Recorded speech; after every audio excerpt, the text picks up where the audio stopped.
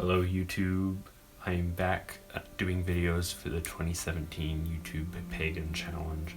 I took the end of the 2016 challenge off for personal reasons and also to be able to handle my studies at college, but I'm feeling a little bit invigorated with I think enough energy to start participating and sharing and watching videos related to the YouTube Pagan challenge once more. And I'm very, very happy with the list of topics which Anika managed to curate on the Facebook page, especially this first month of talking about books of shadows, which, I mean, who doesn't like looking at other people's books? I don't have a lot to add to previous videos. You guys have all seen what is in this book because I haven't added to it since that video. Not a single pen stroke, and that's just because I've been feeling very creatively drained. But I did think that the topics were interesting enough for me to talk about and also just share and get the ball rolling with making videos once more.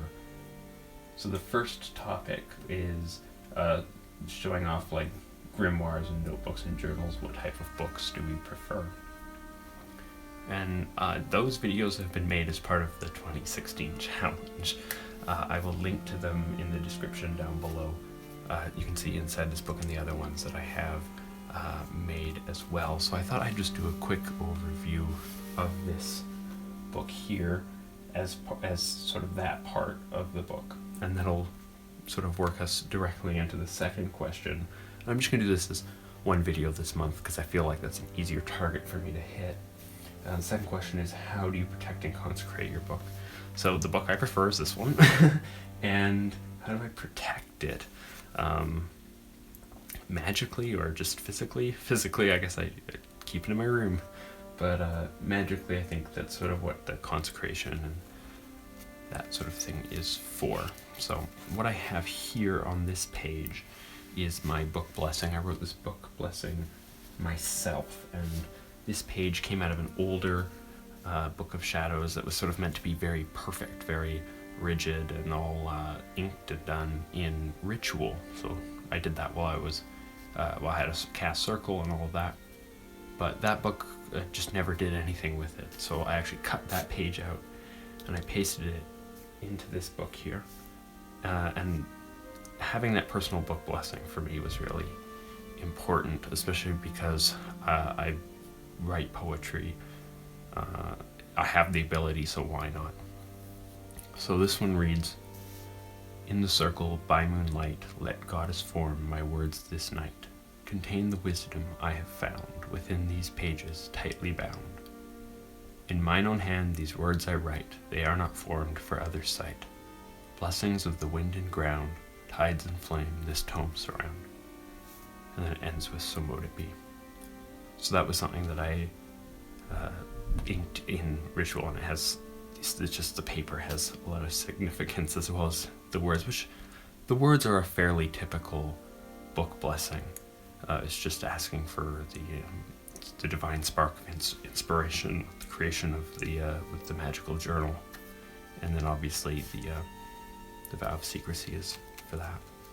Organization in this book, I specifically decided to skip any sort of organization. This book is very much inspired by Molly's video where she talks about her Book of Shadows and that art journal style. So it has clippings from other books and other Books of Shadows that I've worked, and my own artwork that's just been pasted in here.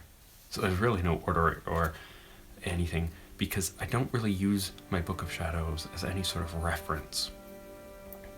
In my experience, I find, for the most part, I don't need these books. I have everything that I need to know in my head. So like very, very basic information, unless it's like a specific thing that I want to read out, I don't need to know that, you go clockwise for summoning and Widdershins for banishing and all that, and I don't need to have the Wiccan Read printed out. But because they're in this book, there's some significance that I want this to be a beautiful book. So in terms of organization, if I ever get to the end of this giant book, I mean, there's that much that I have yet to do, that much that I have. So, I mean, there's not a chance I'm ever finishing this thing, but if I were to, then I would put in some sort of bibliography or some sort of index at the back of the book. But until then, I don't really need it, and I will just have to, if there's something that I really want, I will just have to make do and flip through it to get there. And that was very much a purposeful decision. Like I said, with the journal that this used to be, and there's a video where you can see that, I wanted everything to be perfectly organized and put it in, but then you have to plan the whole thing out in advance, and then that does not allow you to have an organic recording of your practice. Whereas I think just this hodgepodge does. It's not for everyone. I have used a 3-ring binder in the past, but I couldn't do certain things with 3-ring binder. Like these holes, these windows, I think didn't quite work as well with the binder. These sort of connected pages, they just look better like this, and I just like the aesthetic. So I think that if aesthetics are that important, that the 3-ring binder it didn't do it for me. It just didn't have that same spark. And it just, so embracing that imperfection, that out of order, that the fact that the pages don't match, that they're not all in the same style, was something that was really quite powerful, I think, for setting up a book of shadows. And that is, it's one way to approach it. There are many ways to approach ordering and perfectionism, and I think that a lot of witches, myself included in the past, sort of have this idea of this old, archaic sort of style. Maybe you've used tea to stain the book pages or something like that, but and then have everything perfect. And embracing that imperfection, I think, is really freeing and allowing you to do different things. So here, these are just novel pages, and I clipped these out of a Witches and Pagans magazine and colored them in, and it's just having fun with it, embracing the imperfections as sort of part of the work. There are plenty of pieces here, like the "See on This Magic," the ink spill, and I just left it because I think there's some organic qualities to that I personally really enjoy. I think it's really interesting. Here's some more sponging, and it's just, you just leave it, you accept it, and you maybe make it work. I think just that it gives the character of the book a little bit more life.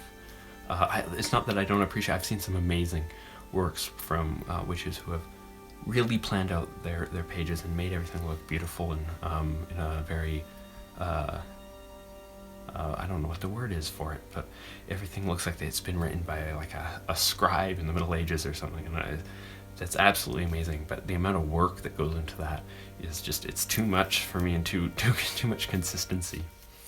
I'm still just flipping through here, and another example of why I don't use the 3-ring binder is this page. Is that I had drawings of different tools, and this is at the end of this book, guys.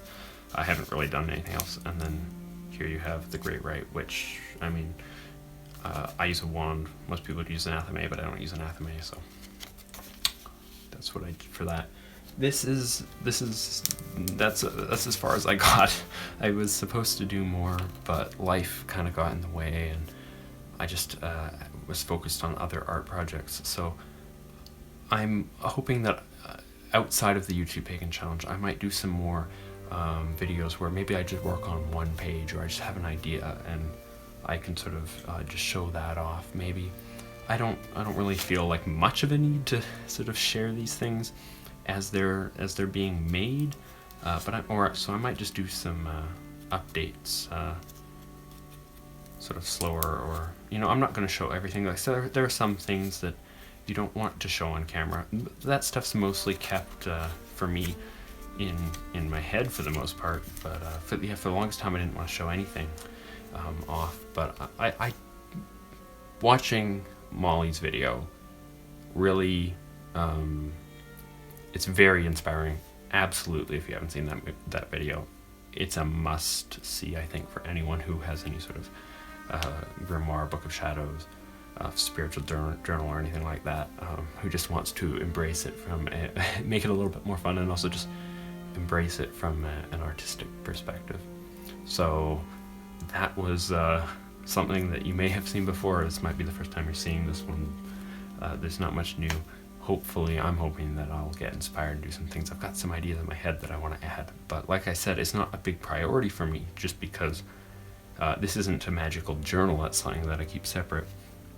This is a Book of Shadows, so it's just basic knowledge, and like I said, it's not something that I pull out and use, and I'd like to do more of that. So I want to start putting in more things like I wrote these quarter calls here, and I wrote them in so that I could read them out of here. I mean, I know this by heart because I wrote it, but on the other hand, there might be some older things, like if time goes by, it might be kind of nice to pull this out and read it. Sort of things that I'd like to put in some more of my poetry into this book. Anyway, I'm gonna end this video here, and I suppose I will see you in a month for the next video. I look very much forward to watching all of your videos on these subjects for this month of January, and also for continuing the challenge.